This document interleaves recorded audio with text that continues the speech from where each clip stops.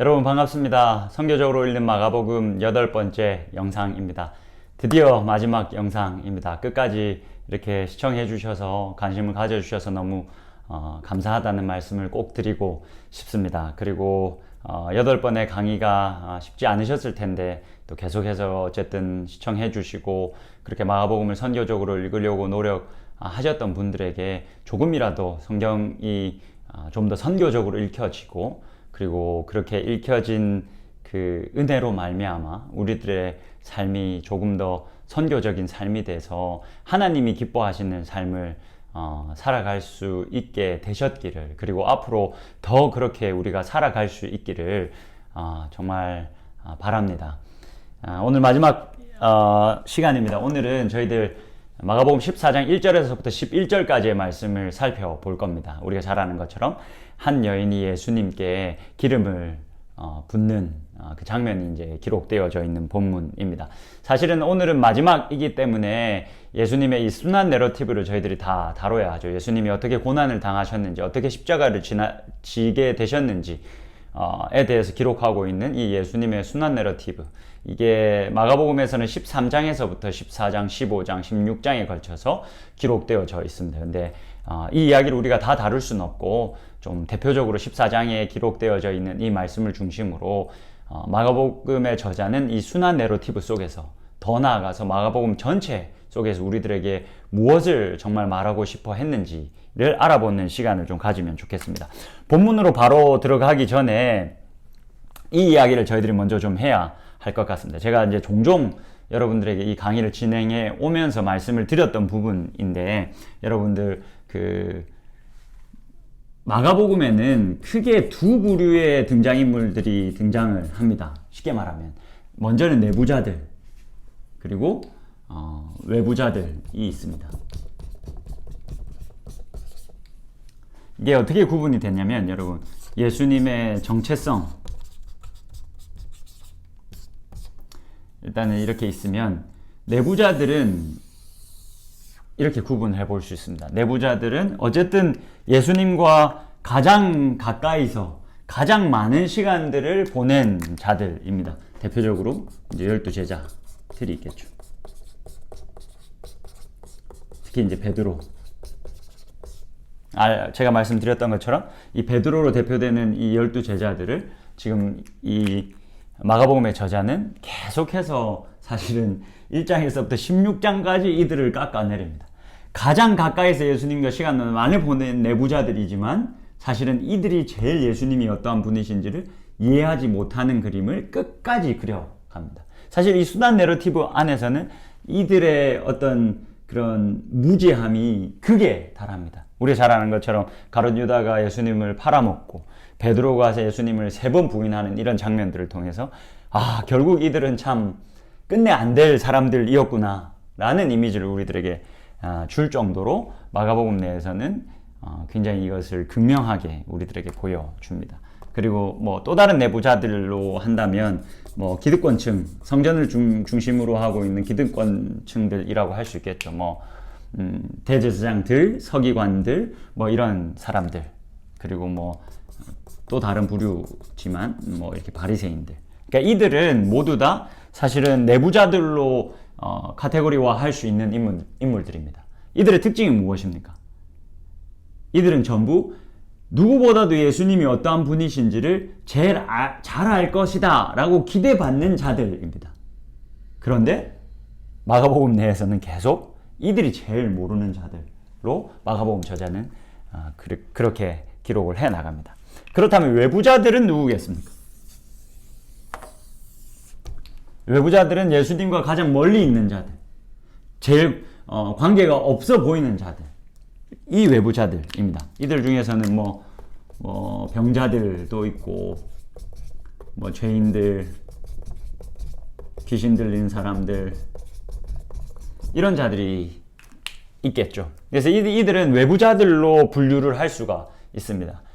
쉽게 이들은 당연히 예수님이 누구신지를 제일 모를 것 같은 자들입니다. 그런데 마가복음은 우리가 이때까지 계속 살펴서 아는 것처럼 이 내부자들과 외부자들의 위치를 계속 역전시킵니다. 전복시킵니다.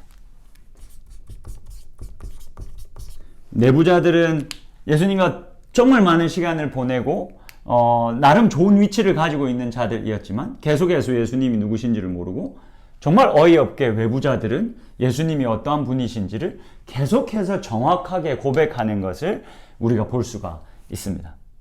오늘의 이 마가복음의 전체 이제 강의를 우리가 마무리하면서 이 부분이 굉장히 중요합니다. 여러분, 왜 이런 일이 일어났는가? 왜 이런 이들의 위치가 전복되는 현상이 일어났는가? 무엇이 계속해서 내부자들은 외부자들의 위치로, 외부자들은 내부자들의 위치로 일어나게 했는가? 무엇 때문에 이런 일들이 계속 일어났다라고 마가복음의 저자는 우리들에게 계속 알려줍니다. 그리고 이 전체적인 이 이야기가, 그러면 이런 역전되는 이런 현상들이 우리들에게 시사하는 바가 무엇인가를 오늘 함께 이야기를 나눠보는 것이 오늘 강의에, 그리고 우리 저희 마가복음 전체 강의에서 제일 중요한 부분입니다. 자, 그러면 저희들 이것을 이 내부자들과 외부자들의 위치가 전복되어지는 현상들을 마가복음의 저자가 계속 그린다라는 것을 염두에 두시고 마가복음 14장으로 들어가 보겠습니다. 마가복음 14장의 사건으로 들어가 보면 좋겠습니다. 일단은 내부자들은 또 여기서 내부자들은 누구입니까? 이제 제자들이죠. 유다, 가룟 유다 정도 될 것이고, 기득권층도 등장을 합니다. 외부자들은 누구입니까? 한 여인입니다. 사실 이게 요한복음 12장을 통해서 이 한 여인이 마리아라는 것을 우리가 잘 알고 있습니다. 그리고 그 여인을 면박 주고 있는 제자가 가룟 유다라는 것도 우리가 알 수가 있습니다. 근데 오늘은 이 마가복음이 전달하고자 하는 뉘앙스를 잘 살리기 위해서 마리아라는 이름보다는 그냥 한 여인이라는 말로 계속해서 표현을 하도록 하겠습니다. 그게 이제 훨씬 더 이 마리아가 가지고 있는 외부자들의 위치를 더 부각시킨다고 저는 생각을 합니다. 자, 내용으로 들어가 보시죠. 1절을 한번 보겠습니다. 14장 1절, 이제 성경을 좀 펴서 쭉 한번 따라와 봐주시면 좋겠습니다. 먼저 내부자들로 분류되어질 수 있는 기득권층에 대한 이야기가 기록되어집니다. 1절과 2절을 같이 보겠습니다. 이틀이 지나면 유월절과 무교절이라 대제사장들과 서기관들이 예수를 흉계로 잡아 죽일 방도를 구하며, 여기서 이제 흉계로 잡았다라는 말은 이제 교묘하게 전략을 짰다 라는 말로 여러분들이 이해를 하시면 됩니다. 이어서 2절을 보시면 이르되 밀란이 날까 하노니 명절에는 하지 말자. 지금 이 기득권층들이 등장을 하고 있는데 이들이 예수님을 잡아 죽일 방도를 지금 찾고 있는 겁니다. 교묘하게 예수님을 잡아 죽일 방도를 찾고 있는데, 왜냐하면 그 당시에 이미 예수님의 인기가 너무 높아졌기 때문에 따르는 이들이 많아서 자신들이 잘못 예수를 건드렸다가는 이 밀란이 날 수도 있다 라고 이들이 이미 겁을 먹고 그렇게 생각을 했기 때문에 이제 교묘히 예수님을 어떻게 자연스럽게 좀 잡아서 이렇게 죽일 수 있을까를 고민하고 있다 라고 이야기하면서 내부자들로 보여질 수 있는, 분류될 수 있는 이 대제사장들과 서기관들에 대해서 평가를 이들 깎아내리고 있습니다. 반면에 이어서 3절을 보시면 외부자들로 분류될 수 있는 한 여인에 대해서 이렇게 기록하고 있습니다. 예수께서 베다니 나병 환자 시몬의 집에서 식사하실 때에 한 여자가 매우 값진 향유 곧 순전한 나드 한 옥합을 가지고 와서 그 옥합을 깨뜨려 예수의 머리에 부었다라고 이야기합니다. 여러분, 당시 고대 근동의 지중해 근처로 살아가고 있는 사람들에게 있어서 사회적 암묵적인 어떤 규율이 하나 있었는데, 그게 뭐냐면 여인이 남성들의 식탁 교제에 함부로 기웃거릴 수 없었다라는 겁니다. 근데 이 여인은 자신이 지금 이 귀한 이 기름, 이 향유를 예수님의 머리에 꼭 부어드려야 되겠다라는 마음을 가지고 암묵적인 그런 사회적인 규율도 깨버린 채 나와서 자신이 해야 할 마땅한 일을 하고 있는 겁니다. 여러분, 이런 여인의 모습 속에서 우리들은 사실은 그 여왕 에스더의 모습을 우리가 떠올릴 수 있습니다. 당시에 왕의 허락 없이는 여왕이라 할지라도 그 앞에 나설 수 없었는데 자신의 백성들을 보호하기 위해서 자신이 십자가를 지고 내가 죽으면 죽으리라 라는 마음으로 나아가서 이렇게 그 왕 앞에 서는 여왕 에스더. 물론 그 이야기처럼 화려하고 웅장하진 않지만 그 행동과 비견될 만한 아주 대담한 행위를 지금 여인이 하고 있다라는 것을 지금 마가복음 저자는 기록을 하고 있습니다. 그러면서 이 외부자의 위치를 계속 높여주고 있습니다. 이어서 4절 보시면 이제 내부자로 또 분류되어지는 제자들에 대한 언급이 기록됩니다. 4절 보시죠. 어떤 사람들이 화를 내어 서로 말하되, 이게 이제 요한복음 12장의 이제 병행 구절인 요한복음 12장에 가보면 그 제자들이 가룟 유다를 중심으로 한 제자들이다라는 것을 우리가 알 수가 있습니다. 화를 내어 서로 말하되 어찌하여 이 향유를 허비하는가?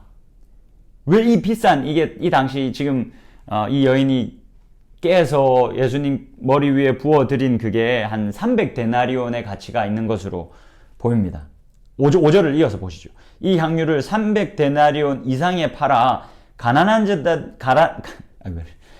자들에게 줄 수 있었겠도다 하며 그 여자를 책망한지라. 당시에 300데나리온이라고 하면 한 일반적인 노동자의 1년치 품삯을 의미합니다. 그만큼 큰 값어치가 있는 기름이었습니다. 향유였습니다.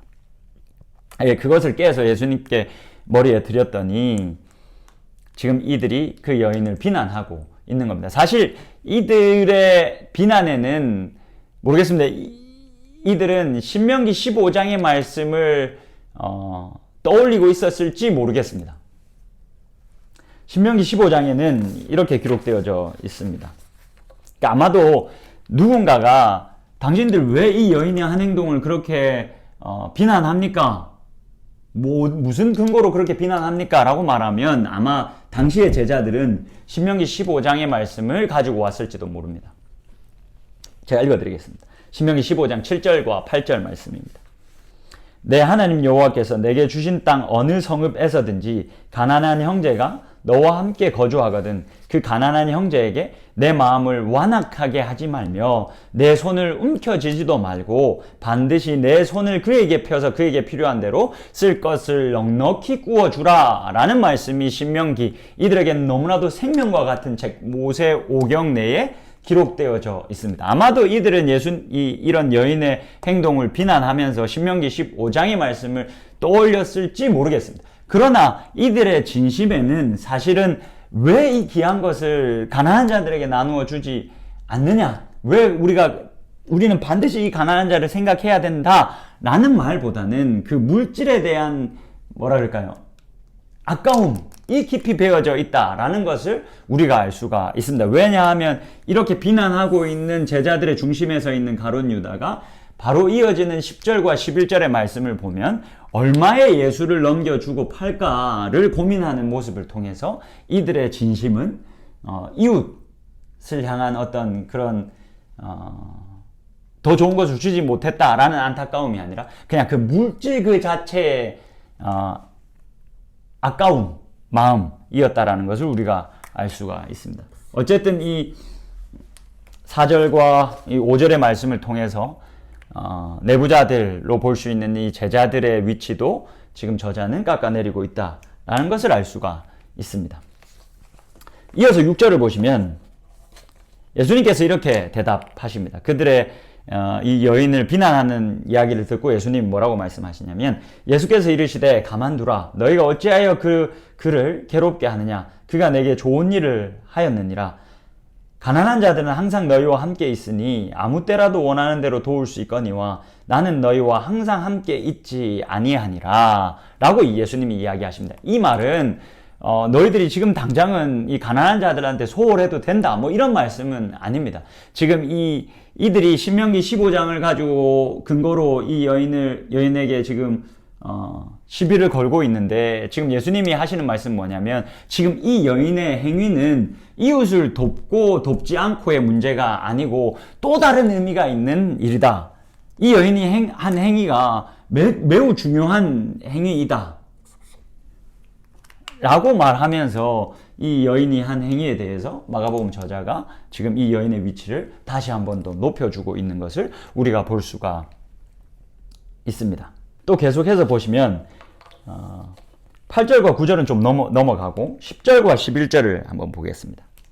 12 중에 하나인 가룟 유다가 예수를 넘겨주려고 대제사장들에게 가매 그들이 듣고 기뻐하여 돈을 주기로 약속하니 유다가 예수를 어떻게 넘겨줄까 하고 그 기회를 찾더라. 여지없이 이 가룟 유다의 본심이 드러나죠. 예수를 어떻게 팔까를 고민하고 있다라는 이야기를 통해서 다시 한 번 더 내부자들의 위치를 땅으로 떨어뜨리고 있는 장면을 우리가 볼 수가 있습니다. 그런데 8절과 9절을 보시면 예수님이 이어서 이렇게 이야기합니다. 여인에 대해서 이렇게 평가하십니다. 그는 힘을 다하여 내 몸에 향유를 부어 내 장례를 미리 준비하였다. 우리가 나중에 좀 마지막 마무리할 때 8절은 다시 돌아가서 한번 보겠습니다. 9절을 보십시오. 내가 진실로 너희에게 이르노니 온 천하에 어디서든지 복음이 전파되는 곳에는 이 여자가 행한 일도 말하여 그를 기억해야 한다. 이 여인이 한 행동이 너무 중요한 행동이기 때문에 기억되어져야 한다. 지금 이 여인의 한 행위가 꼭 복음이 전해지는 곳에서는 항상 기억되어져야 한다라고 말하고 있습니다. 그만큼 지금 이 여인이 한 행위가 중요한 일이었다라고 말을 합니다. 자, 여러분 한번 보시죠. 지금 이 마가복음 14장에서 이만큼이나 사실은 대조적으로 내부자들과 외부자들의 위치를 전복시키고 있습니다. 이어지는 15장, 16장에서도 사실은 우리들에게 너무나도 익숙한 샌드위치식 구조를 다시 한 번 더 사용해서 내부자들의 위치를 또 한 번 땅에 떨어뜨립니다. 그게 이제 베드로를 중심으로 15장에 보면 먼저 베드로가 예수님을 부인할 것을 예언하십니다. 그리고는 예수님의 고난이 기록됩니다. 이게 중요하면 여기서는 또 베드로의 3번 부인이 이렇게 예수님의 고난을 감싸고 있습니다. 그래서 사실 순환 내러티브에서 계속해서 저자는 이 내부자들의 위치를 땅으로 떨어뜨리고 외부자들을 이렇게 이들의 위치를 전복시키고 있다라는 것을 우리가 알 수가 있습니다. 다시 본문으로 돌아가서 지금 예수님이 이 여인이 한 행위가 너무 중요한 일이다. 이게 뭐 이웃을 돕고 안 돕고의 문제의 차원의 문제가 아니라 또 다른 차원의 문제고 이 여인의 한 행동이 너무나도 중요하고 너무나도 중요하기 때문에 복음이 전해지는 그곳에서는 이 여인이 한 행위가 기억되어져야 한다라고 말을 하고 있습니다. 여러분, 그러면 지금 이 여인이 어떤 행위를 하고 있는 겁니까? 지금 이 여인은 예수님께 기름을 부어 드렸습니다.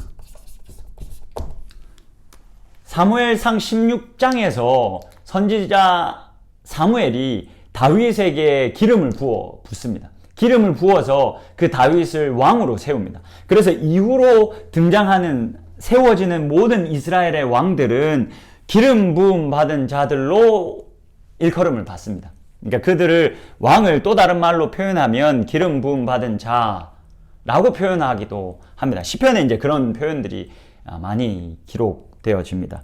이런 맥락 속에서 오실 구원자,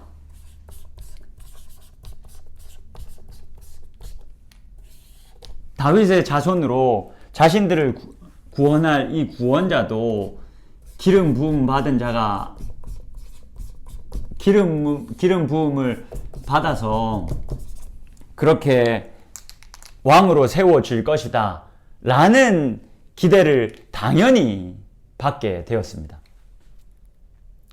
이 구원자도 이스라엘의 구원자는 이렇게 기름 부음을 받아서 왕으로 세워질 것이다 라는 일반적인 기대가 유대인들에게 있었습니다.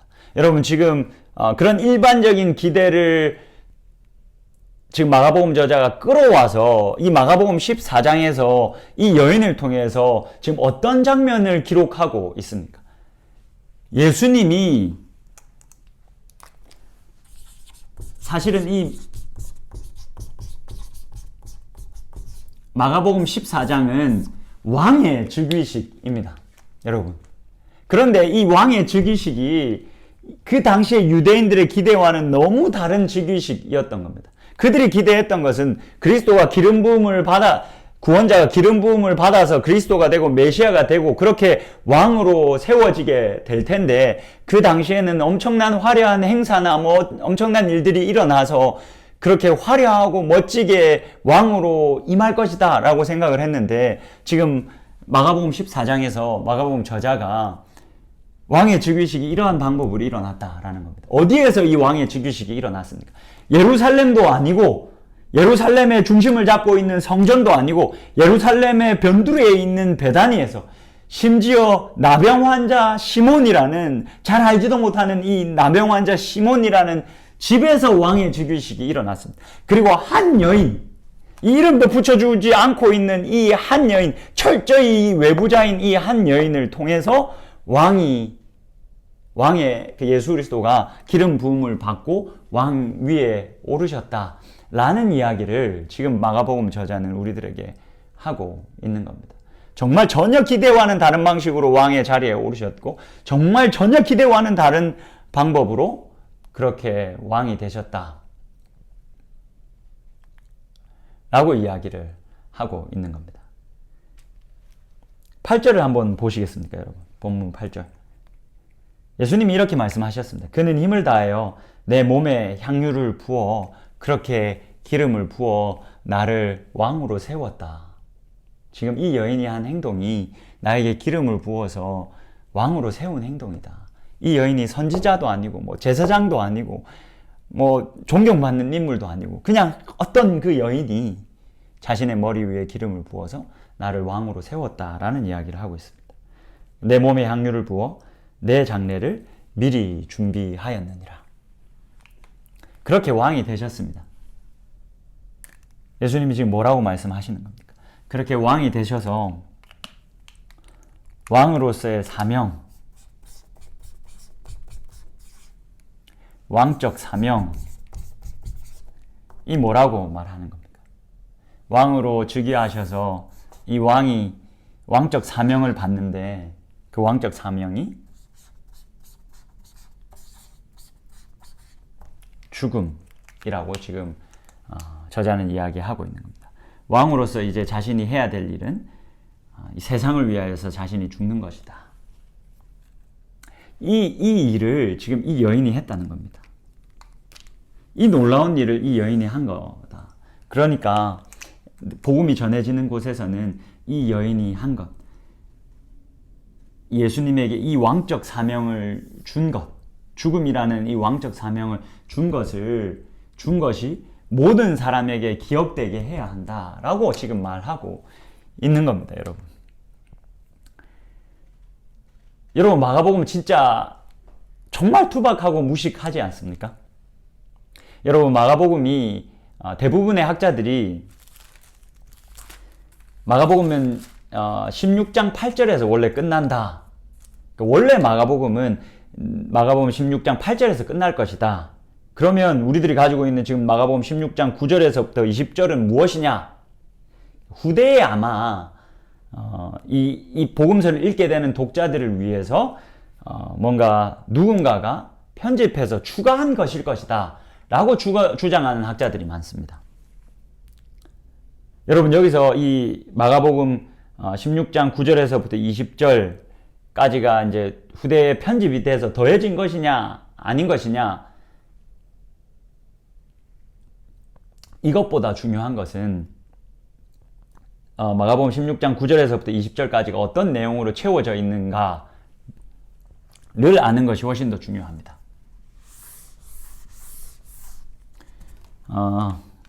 마가복음 16장 9절에서부터 20절은 여러분 쉽게 말하면 부활로 채워져 있습니다. 부활의 이야기로 가득 채워져 있습니다. 그러나 마가복음 16장 8절 이전까지는 십자가에 대한 이야기로 가득합니다. 그래서 마가복음은 어떤 복음서와 비교해도 이 십자가에 대한 강조가 대단합니다. 엄청납니다. 그래서 오로지 이 십자가만을 지금 이야기하는 이 복음서에 이 마가복음 16장 9절에서부터 마지막 20절까지의 이 부활에 대한 이야기가 약간 어울리지 않는 겁니다. 그래서 학자들이 볼 때 이거는 나중에 더해진 것일 수도 있다 라고 보는 겁니다. 그 정도로 여러분 이게 더해졌느냐 안 더해졌느냐 이게 중요한 게 아니라 그 정도로 마가복음이 십자가에 집착한다라는 겁니다. 그래서 마가복음은 설교하기가 어렵습니다. 왜냐하면 계속 마가복음은 우리들에게 진짜 무식하고 투박하게 십자가 져라, 십자가 져라, 십자가 부인하지 말고 져라. 너가 만약에 십자가를 부인하면 여기서 기록되어져 있는 내부자들, 예수님을 가까이 보고서도 당최 예수님을 몰랐던 그 답답한 사람들의 모습이 너의 모습일 것이다. 지금 네가 고난의 그 길을 가면서 이 고난이 없어지기만을 바라고 있느냐? 그리스도인으로 옳지 않다. 십자가를 져라. 라고 우리들에게 계속해서 도전을 합니다. 그래서 어떻게 보면 그리스도인이 받을 수 있는 위로, 부활에 대해서는 의도적으로 제가 볼 때는 정말 언급을 하지 않습니다. 십자가를 훨씬 더 강조합니다.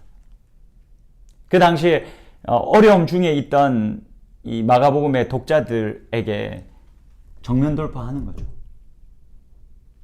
믿음을 지키는 것 때문에 너희들이 손해봐야 하는 이 세상 속에서 그렇다고 해서 너희들이 십자가의 의미를 모르고 십자가를 포기한다면 너희들은 내부자들과 같고 이렇게 어리석고 답답한 내부자들과 같고 그리스도인 될 자격이 없다. 그리스도인으로서 마땅히 져야 할 십자가를 지고 살아가라 라는 것을 강조하기 위해서 의도적으로 어떻게 보면 기독교를 십자가와 부활의 종교로 말할 수 있지만 마가복음은 특별한 이 십자가의 강조 때문에 이 부활에 대한 사건을 조금은 등한시합니다. 그러면서 우리들에게 십자가를 계속 강조합니다. 여러분, 이 십자가 때문에 다시 이제 처음에 제가 드렸던 질문으로 돌아가서 왜 내부자들이 그렇게 위치가 계속 전복될 수밖에 없었겠습니까? 왜 이들이 예수님이 도대체 누구신가를 제대로 이해할 수 없었겠습니까? 그 기름 부음 받은 자가, 그렇게 왕이 되신 자가 왕적 사명이 죽음, 이 십자가를 져야 된다라는 사실을 받아들일 수 없었기 때문에 그랬습니다. 도저히 이해할 수 없는 이 십자가와 이 왕의 즉위식은 너무나도 갭이 크다라고 느꼈기 때문에 그렇습니다. 이게 결국은 이 십자가라는 예수님이 당하셔야 될 고난 때문에 내부자들은 계속 밀려나야만 했습니다. 그것을 사실 마가복음 저자가 우리들에게 고발하고 있고 그것을 읽는 우리들이 내부자와 같이 되어지지 않기를 바라는 마음으로 이 이야기를 쓰고 있는 겁니다. 그러면서 우리들의 십자가를 지고 살아가라 라는 그 메시지를 우리들에게 역설적으로 던져주고 있는 겁니다. 이 말씀만 읽고 오늘 마치도록 하겠습니다. 마가복음 8장입니다. 이러한 메시지가 마가복음 전체에 계속해서 주어집니다. 이 말씀을 우리가 아멘으로 받을 수 있기를 주님의 이름으로 축복합니다. 마가복음 8장 34절과 35절입니다. 무리와 제자들을 불러 이르시되 누구든지 나를 따라오려거든 자기를 부인하고 자기 십자가를 지고 나를 따를 것이니라. 누구든지 자기 목숨을 구원하고자 하면 잃을 것이요 누구든지 나와 복음을 위하여 자기 목숨을 잃으면 구원하리라. 아멘.